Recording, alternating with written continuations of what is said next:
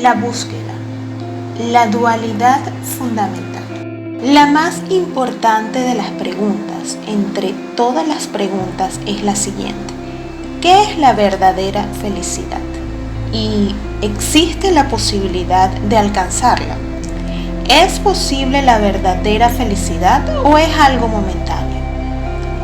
¿Es la vida solo un sueño o también existe algo sustancial en ella? La vida comienza con el nacimiento y acaba con la muerte, o existe algo que trasciende estos momentos, porque sin lo eterno no hay posibilidad de verdadera felicidad. Con lo momentáneo, la felicidad será algo fugaz. En un momento aparece y al siguiente desaparece, y te quedas en la desesperación y en la oscuridad. Eso es lo que ocurre en la vida normal y corriente, en la vida de los que no han despertado. Hay momentos de dicha y momentos de sufrimiento. Es una mezcla, un batiburrillo. No se pueden guardar los momentos de felicidad que se presentan. Se presentan porque sí y desaparecen porque sí. Tú no los dominas. Y no puedes evitar los momentos de sufrimiento, porque también son algo persistente. Aparecen porque sí y desaparecen porque sí. Tú eres una simple víctima y tú te sientes desgarrado entre las dos, la felicidad y la infelicidad. Nunca puedes sentirte en paz. Este desgarramiento entre toda clase de dualidades, la dualidad de la felicidad y la infelicidad es la más fundamental y la más sintomática. Pero existen otras 1000 dualidades: la dualidad del amor y el odio, de la vida y la muerte, del día y la noche, de la juventud y la vejez, y así sucesivamente. Pero la dualidad fundamental, la que representa a todas las demás dualidades, es la de la felicidad y la infelicidad. Y tú te sientes desgarrado, arrastrando hacia direcciones completamente distintas. No puedes estar tranquilo, estás en medio de una enfermedad. Según los Budas, el ser humano es una enfermedad. ¿Esta enfermedad es absoluta o se puede trascender? Por consiguiente, la cuestión fundamental básica es: ¿en qué consiste la verdadera felicidad? No cabe duda de que la felicidad que conocemos no es la verdadera. Es un sueño que siempre se vuelve lo contrario. Lo que parece felicidad al momento siguiente se torna infelicidad. Que la felicidad se vuelva infelicidad sencillamente viene a demostrar que no son dos cosas distintas, sino que probablemente son las dos caras de una moneda. Y si tienes una cara de la moneda, la otra cara siempre está detrás, oculta, esperando la oportunidad de imponerse. Y tú lo sabes. Cuando eres feliz, en el fondo sabes que te acecha el miedo a que no vaya a durar, a que tarde o temprano desaparezca, que descienda la noche, que en cualquier momento te cubra la oscuridad, que esa luz sea imaginaria. No puede ayudarte, no puede llevarte hasta la otra orilla. Tu felicidad no es verdadera felicidad, solo una infelicidad oculta. Tu amor no es amor, sino solo una máscara del odio que sientes. Tu compasión no es sino ira, cultivada, sofisticada, educada, civilizada, pero tu compasión no es sino ira. Tu sensibilidad no es verdadera sensibilidad, sino un simple ejercicio mental, la práctica de cierta actitud y de cierto enfoque. Recuérdalo, se educa a la humanidad con la idea de que se puede practicar la virtud, que se puede practicar la bondad, que se puede aprender a ser feliz, que se puede llegar a ser feliz, que está a tu alcance crear cierto carácter que te traerá la felicidad. Y es todo falso, completamente falso. Lo primero que hay que comprender es que la felicidad no se puede practicar, solo se puede permitir, porque no es algo que tú creas. Crees que lo crees, será más pequeño que tú, mucho más pequeño que tú. Lo que tú crees no puede ser más grande que tú. La pintura no puede ser más grande que el pintor, ni la poesía más grande que el poeta. Tu canción será más pequeña que tú. Si practicas la felicidad, tú siempre estarás detrás, con todas tus estupideces, con los viajes de tu ego, con tu ignorancia, con tu caos mental. Con esa mente caótica no puedes crear un cosmos, no puedes crear la gracia. La gracia siempre desciende del más allá. Hay que recibirla como un don, con enorme confianza, con una gran entrega total. La verdadera felicidad se da en un estado de dejarse llevar. Pero nos han dicho que tenemos que triunfar, que ser ambiciosos. Se ha adiestrado nuestra mente para que sea la del triunfador. La educación, la cultura, la religión, todo está basado en esa idea de que la persona tiene que ser ambiciosa. Solo el ambicioso se realizará. Jamás ha ocurrido ni ocurrirá, pero la ignorancia es tan profunda que seguimos creyéndonos esas tonterías. Ninguna persona ambiciosa ha sido jamás feliz.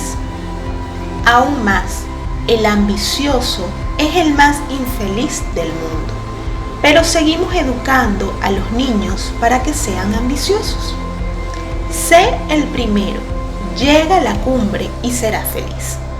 Pero, ¿habéis visto a alguien en la cumbre que además sea feliz? ¿Era feliz Alejandro Magno cuando conquistó el mundo? Fue uno de los hombres más infelices que hayan vivido sobre la tierra. Al ver la dicha de Diógenes, sintió envidia. ¿Sentir envidia de un mendigo? Diógenes era un mendigo por no tenía ni un platillo para las limosnas. Buda al menos tenía un platillo para las limosnas y 3 túnicas. Diógenes iba desnudo y sin platillo para las limosnas. Pero un día fue al río con un platillo. Tenía sed, hacía calor y quería beber agua. Por el camino, al llegar a la orilla, pasó un perro corriendo. Jadeante, se lanzó al río. Se dio un buen baño y bebió agua hasta hartarse. A Diógenes se le ocurrió esta idea. Ese perro es más libre que yo. No tiene que llevar un plato para las limosnas. Y si él puede arreglársela sin plato, ¿por qué no voy a hacerlo yo? Esto es lo único que tengo y siempre tengo que andar vigilándolo para que no me lo roben. Incluso por la noche tengo que tocar a tiendas un par de veces para comprobar que no se lo han llevado. Arrojó al platillo al río y se inclinó ante el perro para agradecerle el gran mensaje de la existencia que le había transmitido. Ese hombre que no tenía nada le dio envidia a Alejandro. Qué desdichado debía de ser. Alejandro le confesó a Diógenes: si Dios me concede que vuelva a nacer, le pediré que, por favor, no me haga Alejandro, sino Diógenes. Diógenes soltó una carcajada y llamó al perro, porque se habían hecho amigos y vivían juntos, y le dijo: fíjate las tonterías que dice. ¿En la siguiente vida quiere ser Diógenes? ¿Por qué retrasarlo?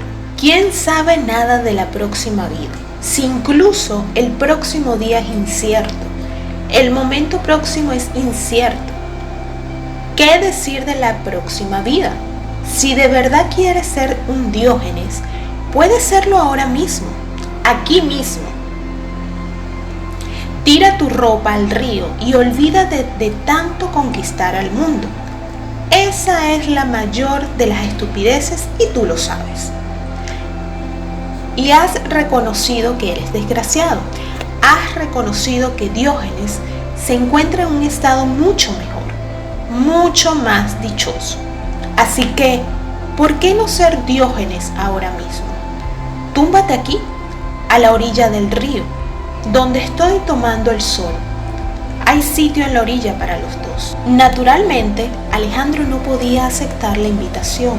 Dijo, gracias por la invitación.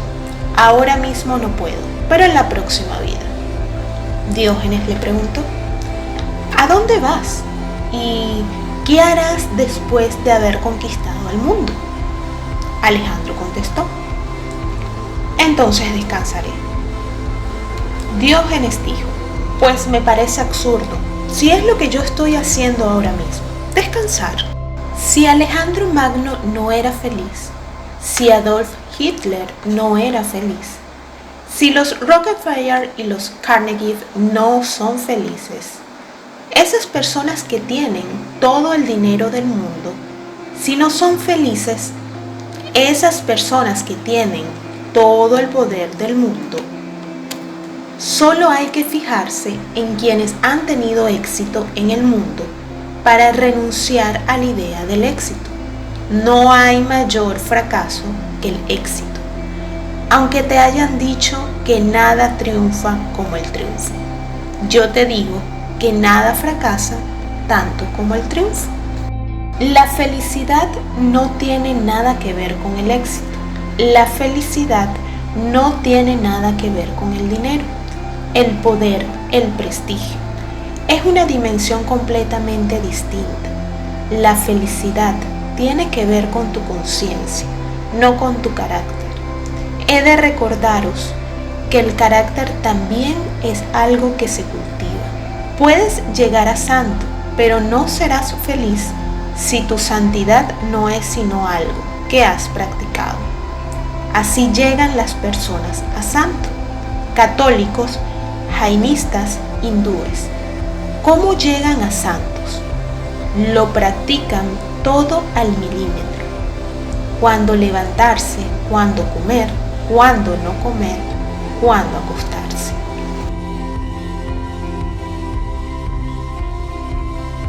No el carácter, sino la conciencia. Yo no creo en absoluto en el carácter. Deposito mi confianza en la conciencia. Si una persona se hace más consciente, su carácter se transforma, pero esa transformación es completamente distinta. No está controlada por la mente, es algo natural, espontáneo. Y siempre que tu carácter es natural y espontáneo, posee una belleza propia. En otro caso, ya puedes cambiar, ya puedes abandonar la ira, pero ¿dónde la abandonarás? Tendrás que dejarla en tu propia conciencia. Puedes cambiar una parte de tu vida, pero te desprendas de lo que te desprendas, volverá a expresarse desde otro ángulo. Tiene que ser así. Puedes bloquear un arroyo con una roca, empezará a correr por otra parte, porque no puedes destruirlo. La ira existe en ti porque eres inconsciente. La avaricia existe en ti porque eres inconsciente. La posesión y la envidia existen porque eres inconsciente. Así que no me interesa cambiar tu ira. Sería como podar las ramas de un árbol con la esperanza de que el árbol desaparezca algún día. No sucederá. Por el contrario, cuanto más lo podes, más frondoso crecerá. De ahí que vuestros llamados santos sean las personas más impuras del mundo, unos farsantes. Sí, vistos desde fuera parecen muy santos, demasiado santos, como sacarina, demasiado azucarados, empalagosos, repugnantes. Lo único que puede hacer es presentarles tus respetos y marcharte corriendo. No puedes vivir con esos santos, ni siquiera 24 horas. Te morirás de aburrimiento. Cuanto más cerca de ellos, más perplejo y confundido te sentirás, porque empezarás a comprender que se han despojado de la ira por un lado, pero que han entrado por otro lado de su vida. La gente normal y corriente se enfada de vez en cuando, y esa ira es fugaz, momentánea. Después vuelven a reírse, vuelven a ser amables. Las heridas no les duran mucho. Pero los llamados santos, con esos, la ira es casi permanente. Simplemente están enfadados y por nada especial. Han reprimido tanto la ira que simplemente están enfadados, en un estado permanente de furia. Se verá en sus ojos, se verá en su nariz, en su cara, en su modo de vida. Lu Ting comía en un restaurante griego porque el dueño, Papadopoulos, preparaba un arroz frito realmente bueno.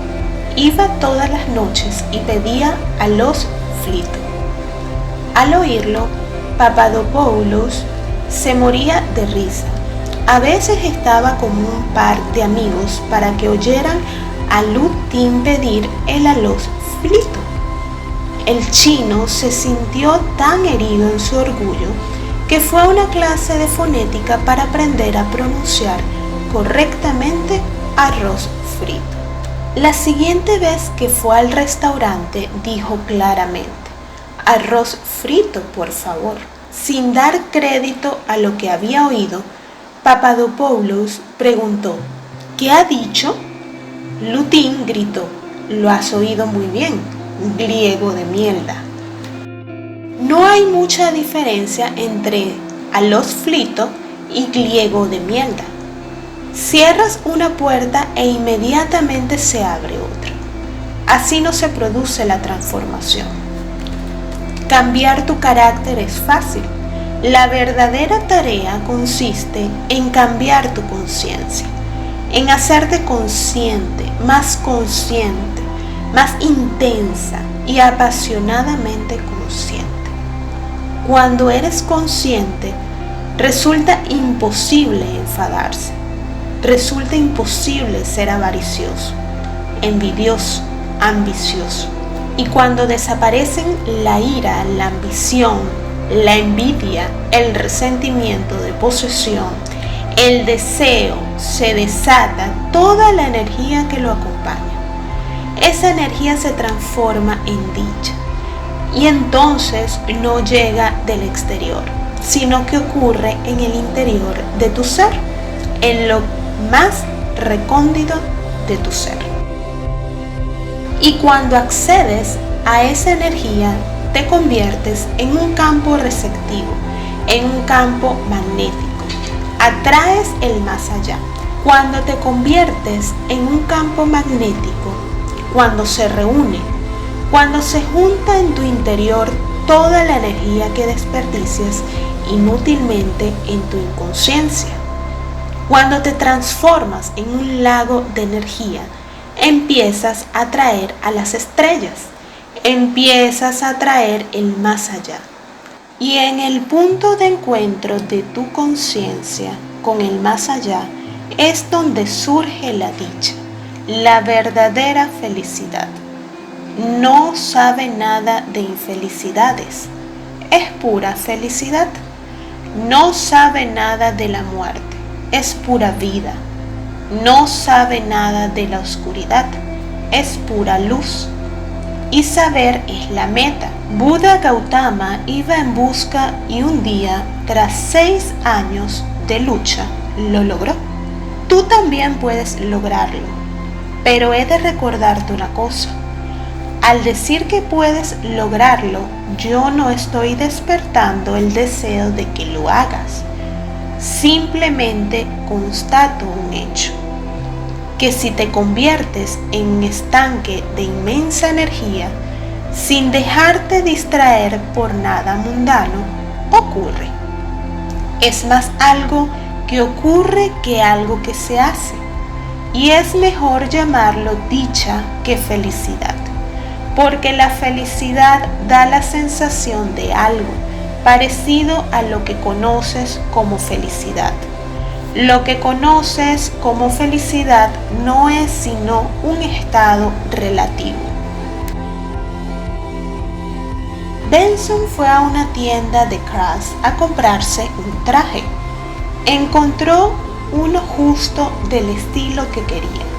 Quitó la chaqueta de la percha y se la probó. Crass se lo acercó y le dijo: «Sí, señor, le queda estupendo». «Pues me quedará estupendo, pero no es mi talla. Me tira de los hombros». «Póngase los pantalones», dijo Crass. «Son tan estrechos que ya no se fijará en lo de los hombros». Lo que llamáis felicidad es una cuestión relativa. Lo que los budas llaman felicidad es algo absoluto. Vuestra felicidad es un fenómeno relativo. Lo que los budas llaman felicidad es algo absoluto, sin relación con nadie más. No se compara con nadie más. Es tuyo, es interior. En pos de los arcoíris. La Constitución de Estados Unidos contiene una idea absurda. Dice que la búsqueda de la felicidad es un derecho inalienable del hombre. Los que redactaron esa Constitución no tenían ni idea de lo que decían. Si la búsqueda de la felicidad es un derecho inalienable de la humanidad, ¿qué pasa con la infelicidad? ¿De quién es derecho inalienable la infelicidad? Esas personas no comprendían que si pides la felicidad, al mismo tiempo pides la infelicidad, y no tiene nada que ver que lo sepas o no. Digo que es una idea absurda porque nadie puede buscar la felicidad, y si vas en busca de la felicidad, hay algo seguro, que no la encontrarás. La felicidad es siempre un derivado. No es el resultado directo de una búsqueda. Surge cuando ni siquiera estás pensando en ella, sin buscarla.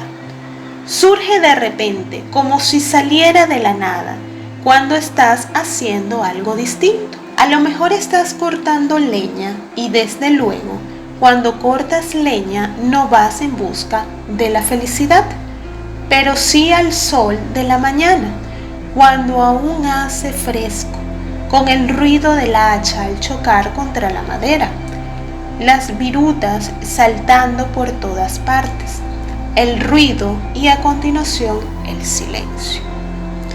Te pones a sudar y la fresca brisa te refresca aún más, y de repente la felicidad, una alegría irrefrenable, pero solo estabas cortando leña. Y no es necesario incluir en la Constitución el cortar leña como derecho inalienable, porque entonces, ¿cuántas cosas habría que incluir? No se me olvidará un día en que hay cosas que no tienen lógica ni importancia, pero que permanecen en el recuerdo. No comprendes la razón porque han ocurrido miles de cosas, muchas más importantes, mucho más significativas, y se te han olvidado. Pero unas cuantas cosas insignificantes no sabes por qué, pero permanecen, te dejan huella. Yo recuerdo una cosa así. Volví a casa después del colegio, que estaba como a 1,5 kilómetros de distancia. A mitad del camino había un enorme árbol budí. Pasaba junto a ese árbol todos los días, al menos 4 veces, al ir al colegio, al volver a casa para comer, después otra vez al ir al colegio y otra vez al volver a casa. Había pasado junto al árbol miles de veces, pero ese día ocurrió algo. Hacía mucho calor y al aproximarme al árbol iba sudando. Al pasar bajo el árbol hacía tanto fresco que me quedé allí un rato. Sin saber por qué, sin pensarlo, me acerqué al tronco, me senté y lo toqué. No puedo explicar qué ocurrió, pero me sentí inmensamente feliz, como si algo transpirase entre el árbol y yo. El frescor no podía ser la causa, porque había pasado muchas veces bajo el frescor del árbol, mientras iba sudando. También me había detenido allí alguna vez, pero hasta entonces no se me había ocurrido tocar el tronco y sentarme como cuando te encuentras con un viejo amigo. Ese momento sigue brillando como una estrella.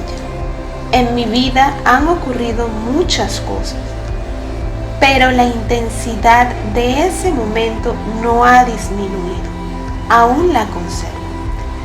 Siempre que lo recuerdo sigue ahí. Ni ese día comprendí con claridad lo que había ocurrido, ni hoy puedo decirlo, pero algo ocurrió. Y a partir de ese día se estableció una relación con el árbol que no había notado hasta entonces, ni siquiera como un ser humano. Me hice más amigo de ese árbol que de nadie en el mundo. Para mí se convirtió en una costumbre. Siempre que pasaba junto al árbol, me sentaba durante unos segundos o unos minutos y acariciaba el tronco. Aún lo veo, ese algo que iba desarrollándose entre nosotros. El día que acabé el colegio, me trasladé a otra ciudad para entrar en la universidad. Me despedí de mi padre, de mi madre, de mis tíos y de toda mi familia, sin llorar. Nunca he sido de los que lloran con facilidad, pero ese mismo día lloré al despedirme del árbol buey. Sigue siendo como un faro, y mientras lloraba, tuve la absoluta certeza de que el árbol tenía lágrimas en los ojos, aunque yo no podía ver ni sus ojos ni sus lágrimas, pero sí podía sentir. Cuando acaricié el tronco del árbol, noté su tristeza y que me decía adiós, que me daba su bendición. Y fue mi último encuentro con él, porque cuando volví, al cabo de un año, por alguna absurda razón, lo habían derribado. La absurda razón era que estaban erigiendo una pequeña columna conmemorativa en el sitio más bonito del centro de la ciudad. Era para un idiota con suficiente dinero como para ganar todas las elecciones y ser presidente del comité municipal. Llevaba de presidente al menos 35 años, más tiempo del que nadie había durado como presidente. Todo el mundo estaba encantado de que fuera presidente por su idiotez. Podías hacer lo que quisieras, que él no se metía. Podías edificar tu casa en mitad de la calle. A él le daba igual con tal de que lo votaras. Así que toda la ciudad estaba encantada con él, porque todos tenían esa libertad. Los miembros del comité municipal, los empleados, todos estaban contentos con él. Todos querían que siguiera siendo presidente eternamente. Pero por suerte, incluso los idiotas tienen que morir. Sin embargo, su muerte fue una desgracia porque buscaron un sitio para erigirle una columna conmemorativa y talaron el árbol. Ahora hay una piedra de mármol en lugar de un árbol vivo. La búsqueda de la felicidad es algo imposible. Si examinas tu propia experiencia, encontrarás muy escasos momentos de felicidad. Quizás en una vida de 70 años hayas vivido 7 momentos que pueden considerarse felices. Pero si has tenido incluso un solo momento de felicidad, hay una cosa cierta, sin excepciones, que surgió cuando no la estabas buscando. Intenta encontrar la felicidad, pero ten por seguro que no lo lograrás. No estoy de acuerdo con Jesucristo en muchos puntos, incluso en puntos que parecen muy inocentes. Aunque pueda parecer cruel, Jesucristo dice: busca y hallarás, pide y te será dado, llama y se te abrirán las puertas. No estoy de acuerdo. Desde luego, los imbéciles que redactaron la Constitución de Estados Unidos estaban influidos por Jesucristo. Eran todos cristianos. Cuando hablan de la búsqueda de la felicidad, debían tener en mente, consciente o inconscientemente, las palabras de Jesucristo: busca y hallarás. Pero yo os digo, busca y ten por seguro que nunca encontrarás. No busques y ahí lo tienes. Deja de buscar y lo habrás encontrado, porque buscar supone un esfuerzo de la mente y no buscar significa un estado de relajación. Y la felicidad solo es posible cuando estás relajado. El que busca no está relajado. ¿Cómo va a estar? No puede permitírselo. Te sorprenderás si miras por el mundo. Encontrarás personas más satisfechas, incluso en países muy pobres. Sí, incluso en Etiopía, donde se mueren de hambre. Encontrarás a personas que se están muriendo, pero sin sufrimiento ni angustia. En Estados Unidos, la búsqueda de la felicidad es un derecho inalienable, algo que no se menciona en la Constitución de ningún otro país del mundo. La Constitución estadounidense es una verdadera locura. Búsqueda de la felicidad. Nadie lo ha logrado jamás, y los que lo han intentado han llevado una vida desdichada e infeliz.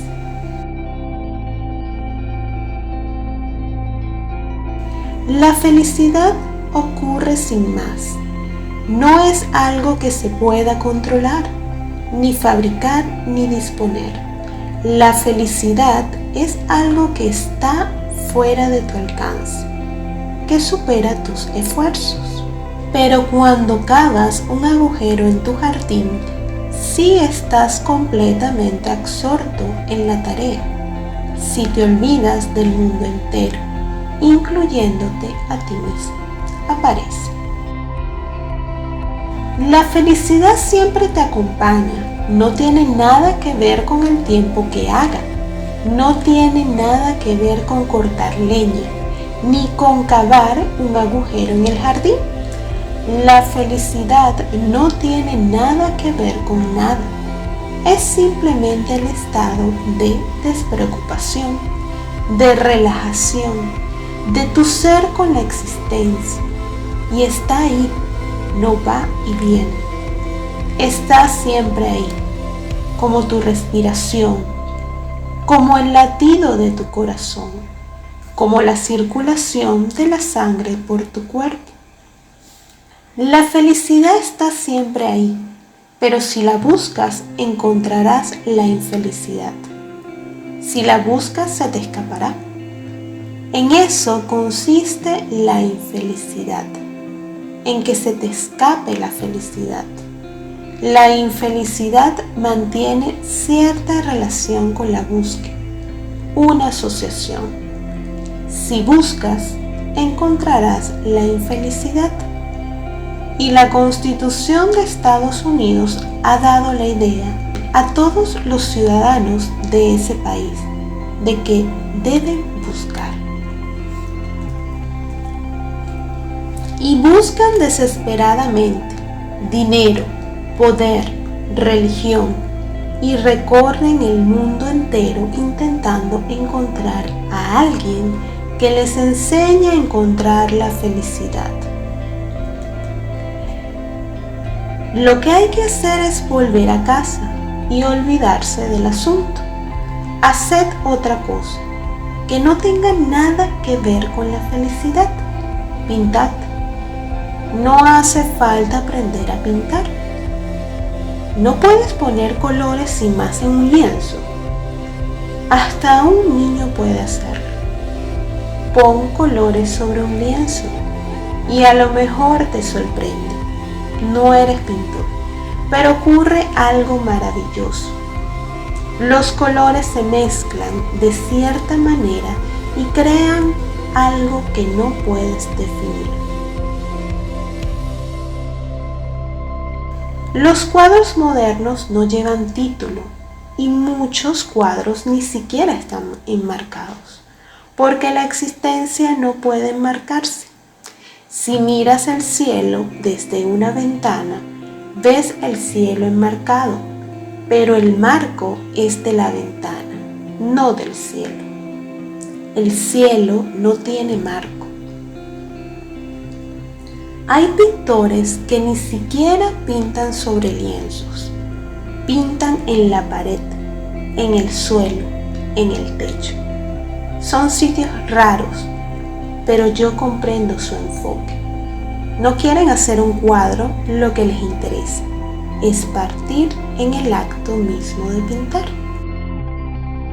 No es para ponerlo a la venta. ¿Cómo vas a vender un techo y quién va a comprarlo? Pero mientras están absortos, algo empieza a deslizarse hacia su ser. Desde un rincón desconocido, empiezan a sentirse alegres, sin ninguna razón concreta. Por eso condeno la idea de la búsqueda, sin conocer su nombre, sin saber nada de él. Puedo decir que quien escribió la palabra búsqueda en la Constitución debía de ser un hombre muy desgraciado. No había conocido la felicidad, la había buscado. Por consiguiente, intentó darles a todos los ciudadanos estadounidenses el mismo derecho inalienable que reclamaba para sí. Y nadie lo ha criticado durante 300 años. Así de claro. Un poeta, un pintor, un cantante, un bailarín, sí. Ellos pueden alcanzar la felicidad de vez en cuando, pero hay algo que ocurre siempre, que cuando surge la felicidad, ellos no están allí. El buscador no está allí, la búsqueda no está allí. Nijinsky, uno de los bailarines más importantes del mundo de la historia del baile, en mi opinión, es el mejor bailarín que ha dado la humanidad. Era un auténtico milagro de la danza. De vez en cuando daba un salto tan prodigioso que desafiaba las leyes de la gravedad. Era imposible, científicamente imposible. Semejante salto, tan enorme, era absolutamente imposible según las leyes de la gravedad. Ni los atletas que compiten en la prueba de salto de longitud de los Juegos Olímpicos pueden compararse con Nijinsky cuando daba esos saltos. Y era aún más milagroso como descendía. Volvía al suelo como una pluma, lentamente. Eso contradecía aún más las leyes de la gravedad, porque con la gravedad el peso de un cuerpo humano cae de repente, rápidamente. Lo normal es caer de golpe, incluso fracturarte algún hueso. Pero él descendía como cae una hoja muerta de un árbol, lenta, perezosamente, sin prisas, porque no hay ningún sitio al que llegar. O mejor dicho, como una pluma, porque una hoja cae un poco más rápido. Una pluma de ave es ligera, muy ligera, simplemente baila. Así bajaba hasta el suelo Nijinsky. Cuando tocaba el escenario, con los pies no se oía ningún ruido. Le preguntaron una y otra vez, ¿cómo lo hace? Y él respondía, no lo hago yo. He intentado hacerlo, pero siempre que lo intentaba no salía. Cuanto más lo intentaba, más me daba cuenta de que no era algo que yo pudiera controlar. Poco a poco fui dándome cuenta de que ocurre cuando no lo intento, cuando ni siquiera estoy pensando en ello, cuando ni siquiera estoy allí. De repente me doy cuenta de que allí está, de que está ocurriendo. Y cuando me pongo a pensar en cómo ha ocurrido, ya no está allí, ya se ha ido. Y estoy otra vez en el suelo. Este hombre sabe que no se puede buscar la felicidad. Si Nijinsky hubiera formado parte de la comisión encargada de redactar la Constitución estadounidense, se habría opuesto a esa palabra y habría dicho que búsqueda era un despropósito. Habría que decir que la felicidad es un derecho inalienable, pero no su búsqueda. No es como el cazador que va en busca de su presa. Entonces, te pasarías la vida corriendo, persiguiendo sombras, sin llegar jamás a ninguna parte. Se te pasará la vida y la habrás desperdiciado por completo. Pero la mente estadounidense tiene esa idea y buscan en todas las esferas la política, la economía, la religión. Los estadounidenses no paran, siempre van corriendo y muy rápido, porque ya que tienes que ir, ¿por qué no hacerlo rápido? Y no hay que preguntar a dónde vas, porque nadie lo sabe.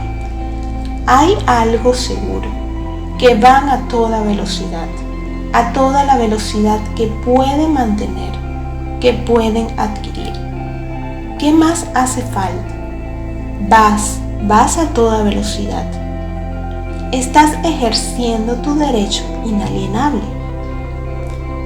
Así se pasa de una mujer a otra, y a otra, de un hombre a otro, y a otro, de un negocio a otro, de un trabajo a otro, todo en busca de la felicidad. Y curiosamente, siempre se tiene la impresión de que la felicidad está ahí mismo y de que hay otro disfrutando de ella, de modo que tú te pones a buscarla. Cuando llegas a donde crees que vas a encontrarla, no está allí. Nadie está contento con su suerte. La del vecino es mejor, pero no te metas en casa del vecino para comprobarlo. Disfruta de lo que tienes. Si tu vecino tiene más suerte que tú, disfrútalo. ¿Por qué destruir las cosas pasando a casa de tu vecino para descubrir que tiene peor suerte que tú? Pero la gente corre detrás de todo, pensando que a lo mejor así conseguirán lo que se han perdido. Nada te ayudará. Puedes vivir en un palacio, pero serás tan desdichado, o quizás más, que si vivieras en una vieja choza. En la choza, al menos, tendrías el consuelo de que eres desdichado porque vives en una choza vieja y espantosa. Así tendrías una excusa. Podrías explicar tu desdicha, tu miseria, tu sufrimiento. Y también tendrías la esperanza de conseguir una casa mejor, sino un palacio. Al menos una casa decente, bonita, tuya. Es la esperanza lo que mantiene vivas a las personas y son sus excusas y sus explicaciones lo que las impulsa a intentarlo una y otra vez. En la filosofía de Estados Unidos, intentarlo una y otra vez. Pero existen unas cuantas cosas que no se logran a base de intentarlo, que solo ocurren cuando estás completamente harto de tentativas. Te dices, ya está bien, no pienso volver a intentarlo. Así le sobrevino la iluminación a Buda Gautama. Debió de ser el primer estadounidense porque iba en búsqueda de la felicidad. Por esa búsqueda pasó de su reino. Fue pionero en muchos sentidos. El primer pasota, por ejemplo. Vuestros hippies no eran tan pasotas. Para pasar de algo, en primer lugar, hay que tener algo de lo que pasar. Buda lo tenía, y más de lo que haya tenido jamás ningún hombre. Estaba rodeado por las mujeres más hermosas del reino, de modo que no dejó de cumplir ninguno de sus deseos. Tenía lo mejor, comida, cientos de criados, enormes jardines. Buda dijo, renuncio a todo, aquí no he encontrado la felicidad, voy a buscarla, iré en pos de ella, haré cuanto sea necesario para encontrar la felicidad. Y durante 6 años, Buda hizo todo lo que se puede hacer. Acudió a toda clase de maestros, profesores, eruditos, sabios, santos. Y en la India hay tantos que no hace falta buscar mucho.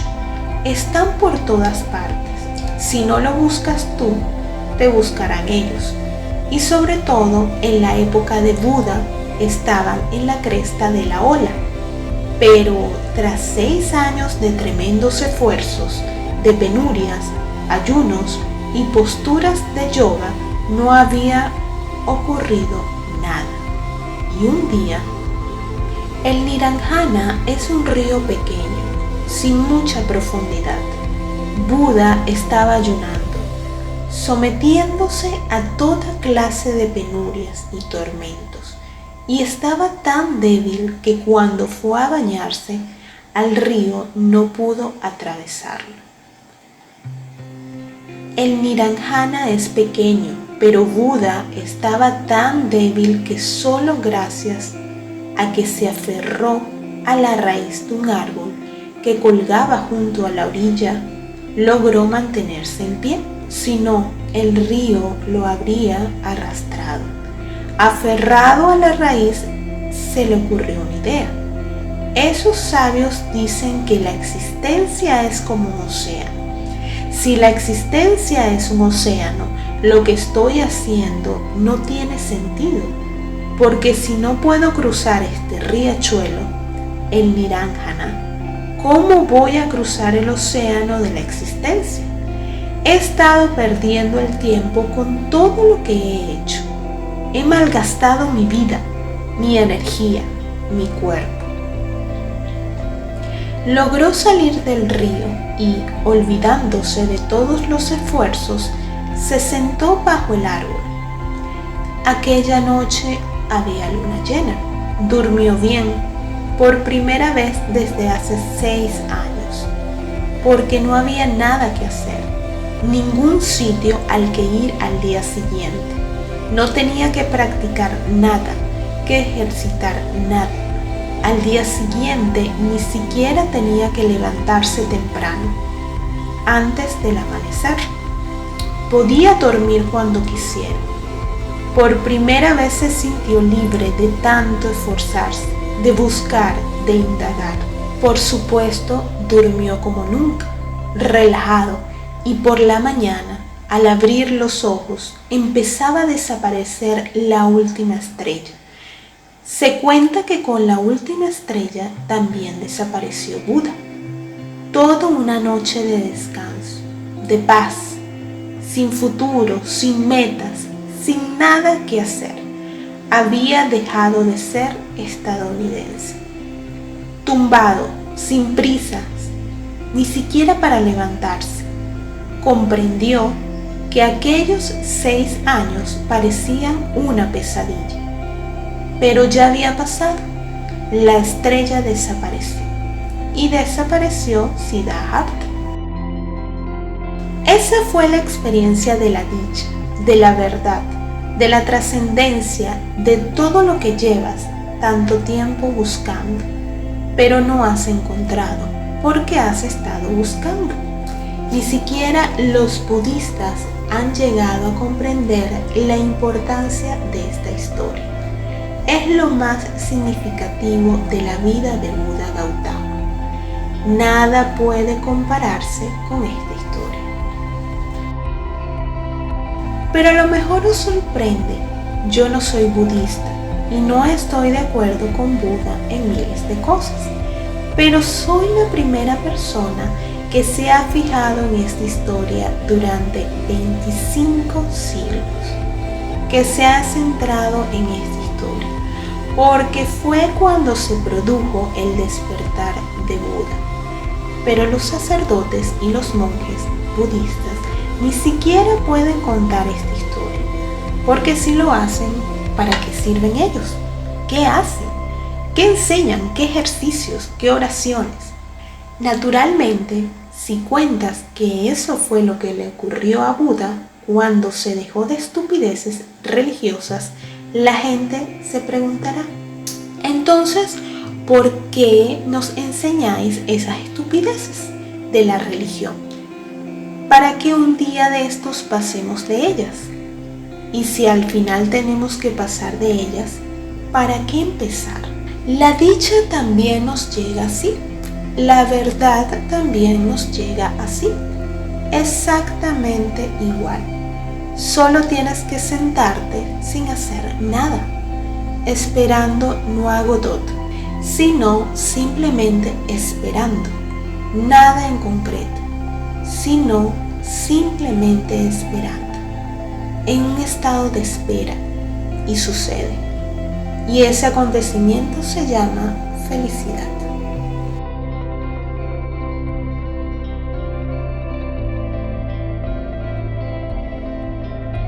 Las raíces de la desdicha.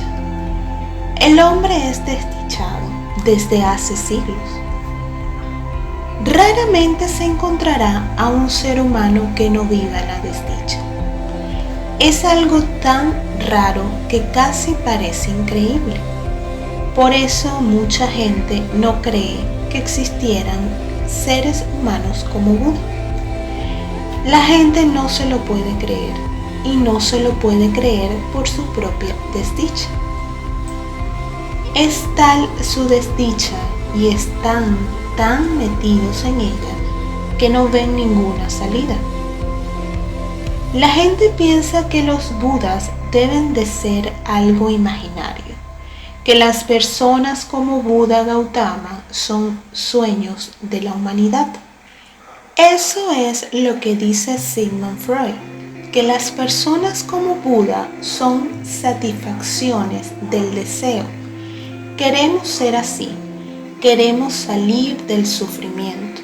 Nos gustaría disfrutar de ese silencio, esa paz, de esa bendición, pero no nos ha ocurrido. Y Freud dice que no hay esperanza, que no puede ocurrir por la naturaleza misma de las cosas. El hombre no puede ser feliz. Hay que escuchar a Freud en profundidad, con mucha atención. No se le puede rechazar sin más. Es una de las mentes más agudas que haya existido jamás. Y cuando dice que la felicidad es imposible, que esperar la felicidad es esperar lo imposible, lo dice en serio. Esta conclusión no es la de un filósofo. Llegó a esa conclusión tras su estudio del sufrimiento humano. Freud no era pesimista. pero al estudiar a miles de seres humanos, al profundizar en su psique, comprendió que el hombre está hecho de tal manera que sigue un proceso intrínseco para ser desdichado.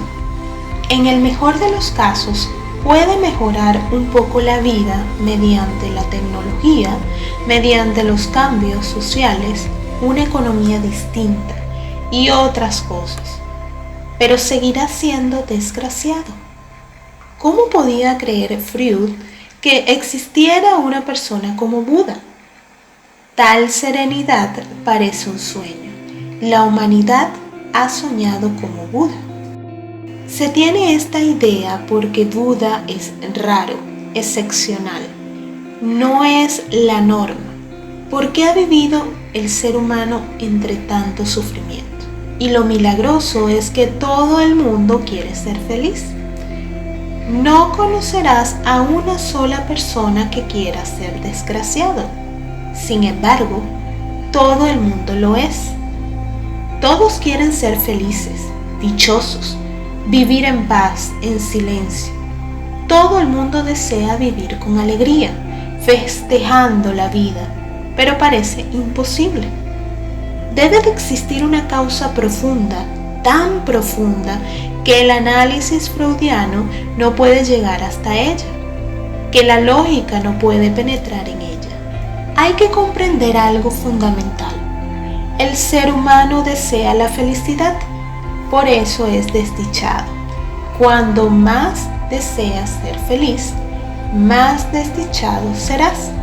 Parece absurdo, pero es la causa fundamental, y cuando comprendas el proceso del funcionamiento de la mente humana, lo entenderás. El ser humano desea ser feliz y por eso crea la desdicha. Si quieres salir de esa desdicha, tendrás que abandonar tu deseo de felicidad. Así nadie podrá serte desdichado. Ahí es donde falla Freud. No comprendió que el deseo mismo de la felicidad puede ser la causa del sufrimiento. ¿Cómo ocurre esto? En primer lugar, ¿por qué deseas la felicidad? ¿Y qué te produce ese deseo de felicidad? En el mismo momento en que empiezas a desear la felicidad, te alejas del presente, te alejas de lo existencial, te trasladas al futuro, que no está en ninguna parte, que aún no ha llegado. Te metes en un sueño.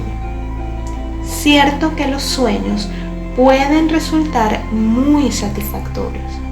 Tu deseo de felicidad es un sueño y el sueño es irreal. Nadie puede llegar a lo real por mediación de lo irreal. Te has equivocado de tren.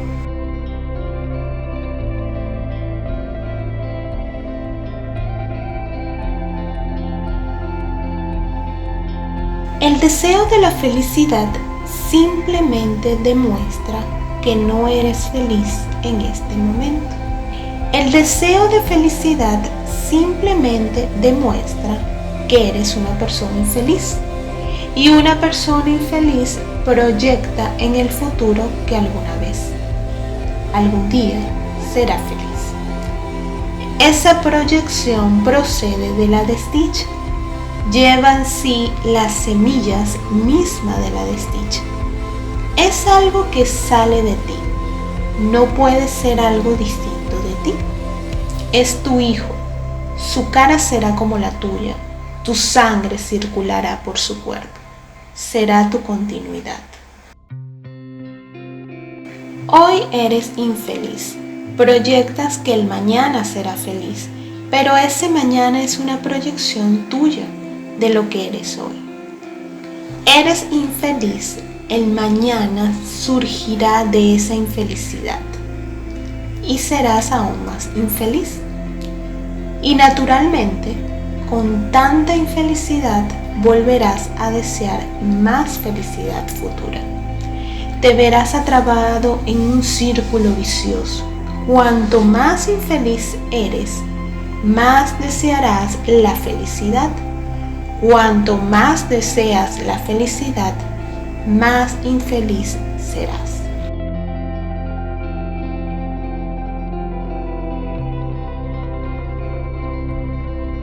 En el Zen tiene una frase para eso.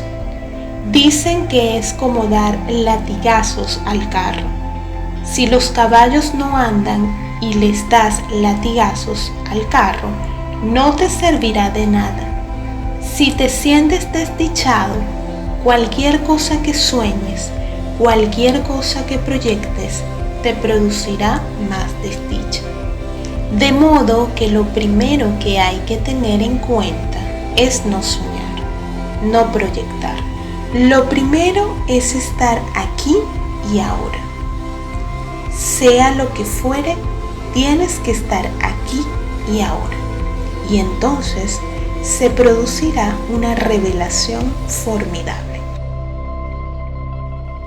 Esa revelación consiste en que nadie puede ser infeliz en el aquí y en el ahora.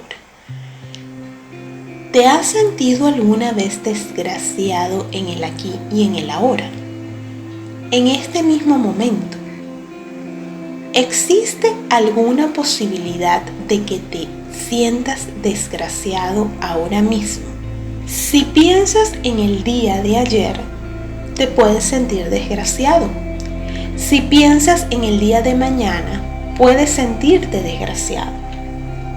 Pero en este mismo momento, en este momento palpitante, vibrante, real, ¿puedes sentirte desgraciado?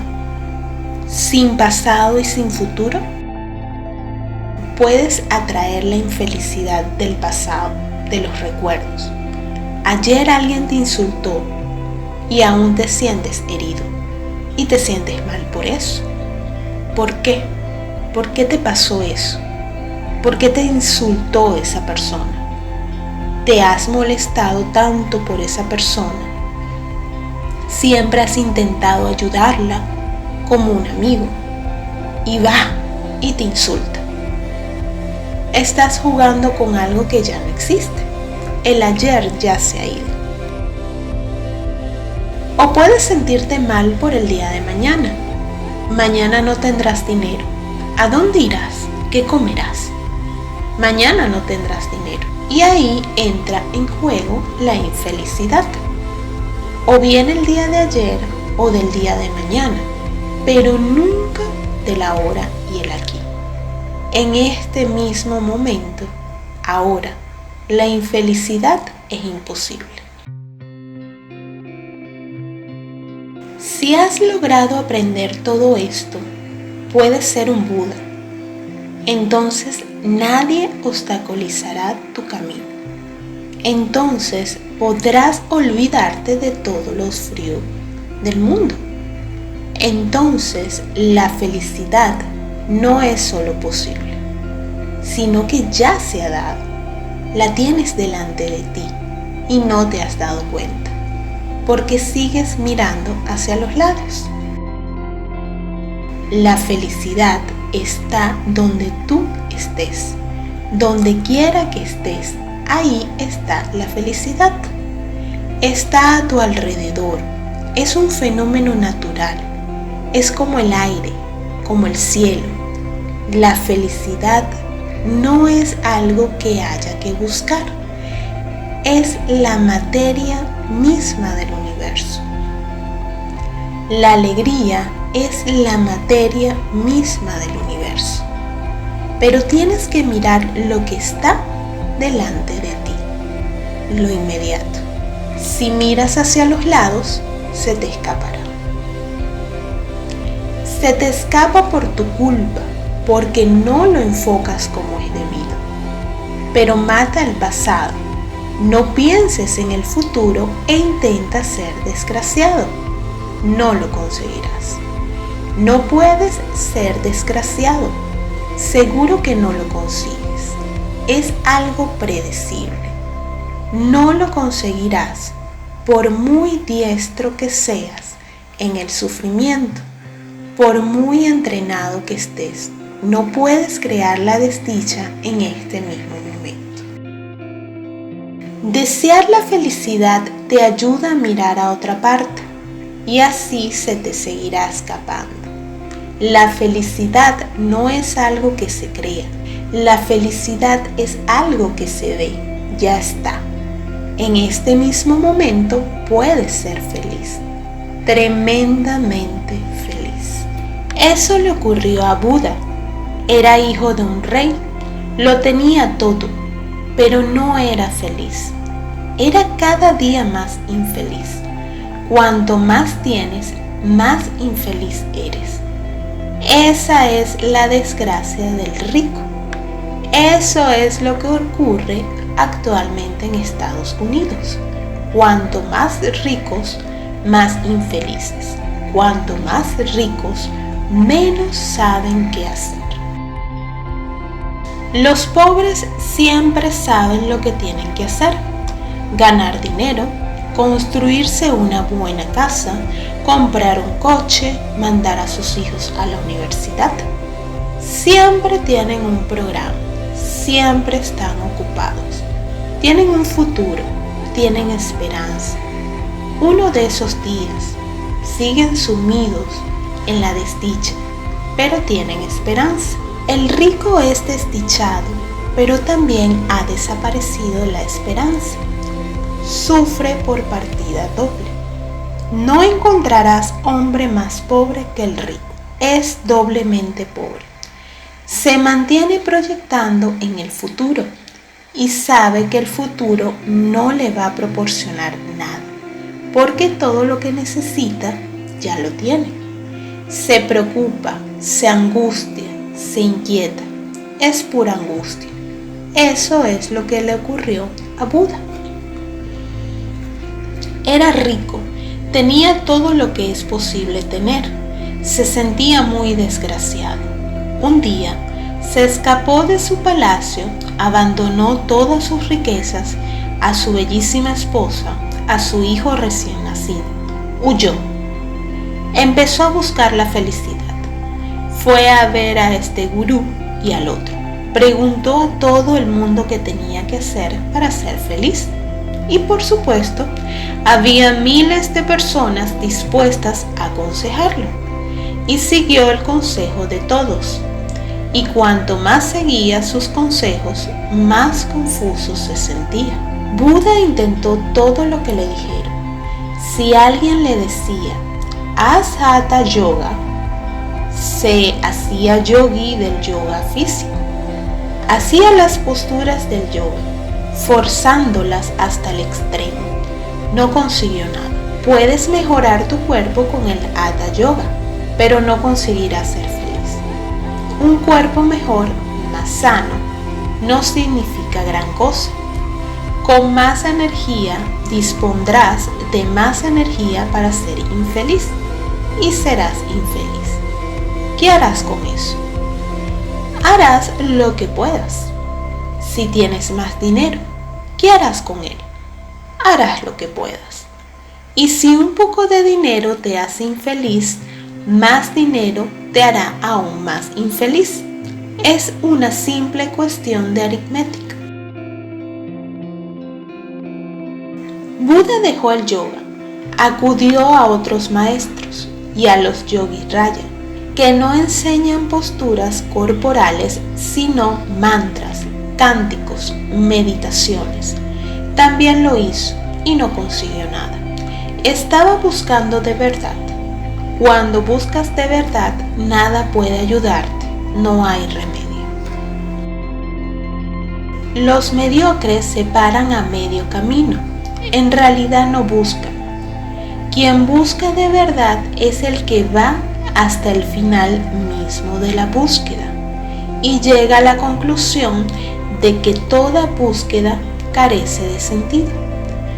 La búsqueda misma es una forma de deseo. Buda lo reconoció un día. Había abandonado su palacio, todas sus posesiones materiales, y un día, tras 6 años de búsqueda espiritual, lo dejó todo. ya había dejado la búsqueda material y entonces dejó la búsqueda espiritual. Antes había dejado este mundo, después también dejó el otro mundo.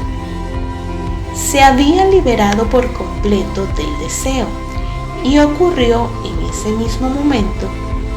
En aquel mismo momento recibió la bendición, sin deseo, sin esperanza. Una vez abandonado todo, Siddhartha Gautama se transformó en Buda. Siempre había estado allí, pero él estaba buscando por otros lados. Estaba allí, dentro, fuera, como está hecho el universo. Es dichoso, es verdadero, es divino. Este audiolibro se difunde gracias a la publicación del autor Osho por su libro Alegría, claves para una nueva forma de vivir, la felicidad que surge del interior. Traducción Flora Casas Vaca. Editorial de Bolsillo, edición 1. Publicación 2 de mayo del 2008. El propósito del audiolibro es netamente para difusión cultural. Muy agradecida por escucharme.